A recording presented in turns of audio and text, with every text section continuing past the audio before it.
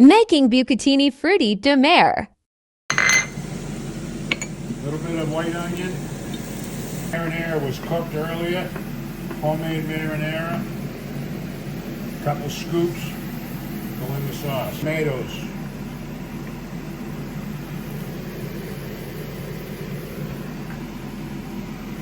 A bit of heavy cream. Bring it to a boil and cook the shrimp. We're going to sear the scallops.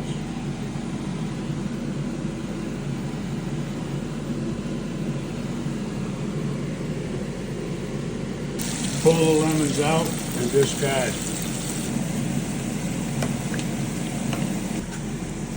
Done.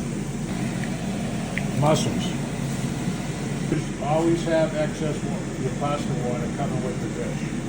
Buonasera, have a wonderful evening.